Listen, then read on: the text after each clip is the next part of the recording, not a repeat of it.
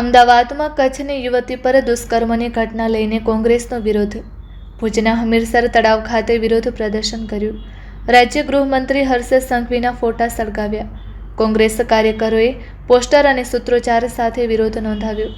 રાજ્યમાં કાયદો અને વ્યવસ્થાની સ્થિતિ કથળી હોવાનો કોંગ્રેસનો આક્ષેપ. રાજ્યના મુખ્યમંત્રી અને નાયબ મુખ્યમંત્રી રાજીનામું આપે તેવી માંગ. કચ્છની યુવતીને ન્યાય મળે તેવી માંગ સાથે કોંગ્રેસનો વિરોધ.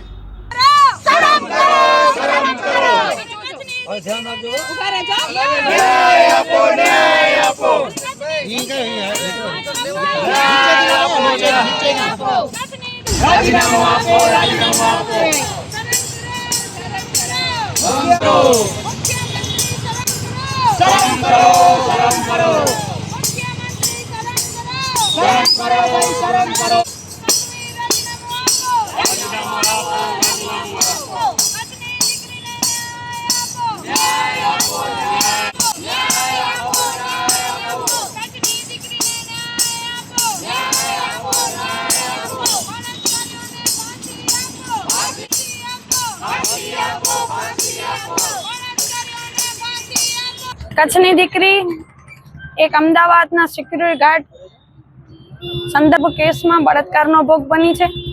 આવી ઘણી બધી ઘટનાઓ કચ્છ અને સમગ્ર રાજ્યમાં થાય છે. ત્યારે જિલ્લા કોંગ્રેસ સમિતિ અને ભુજ શહેર કોંગ્રેસ સમિતિના સંયુક્તે ગૃહપ્રધાનનું રાજીનામું, રાજ્યના મુખ્યમંત્રીનું પણ રાજીનામા સહિતની માંગણી કરી છે. અને કોંગ્રેસ પક્ષની માંગણી છે કે આ જેટલા પણ બળાત્કારીઓ છે તેમને ફાંસી આપવામાં આવે, વિધાનસભામાં કાયદાની રચના થાય, સાથે સાથે આ યુવતીનો ફાસ્ટ કોર્ટમાં કેસ ચાલે અને યુવતીને તદ્દન અને સરળ રીતે ઓછા ખર્ચાળમાં અને વહીવટી પ્રક્રિયા સઘન અને જલ્દી બનાવી અને ન્યાય મળે તેવી વહીવટી તંત્ર, કાયદા અને નામદાર કોર્ટ પાસે અમે અરજ કરીએ છીએ.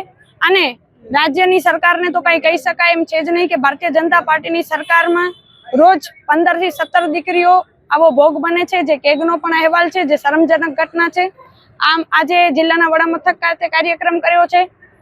શહેર અને તાલુકાઓના મથકે પણ કોંગ્રેસ આ કાર્યક્રમ કરશે અને રાજ્યના ગૃહપ્રધાનની રાજીનામાની માંગ કરશે. રાજ્યના ગૃહપ્રધાનનો વિરોધ દર્શાવ્યો છે કે એમના જ આટલા મોટા રાજધાનીની બાજુમાં, ગુજરાતની રાજધાની ગાંધીનગરની બાજુમાં જ આટલો મોટો જિલ્લો અને શહેર મહાનગર અમદાવાદ આવેલું છે, ત્યાં આવી ઘટનાઓ બને.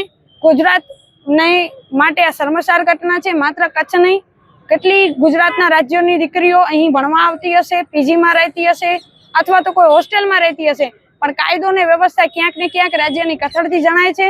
અને આમના કથળ વહીવટ સામે જો એમનાથી વહીવટ ન થઈ શકતો હોય અને રાજ્ય ચલાવી ન શકતા હોય તો ખરેખર રાજ્યના ગૃહપ્રધાને રાજીનામું આપી દેવું જોઈએ.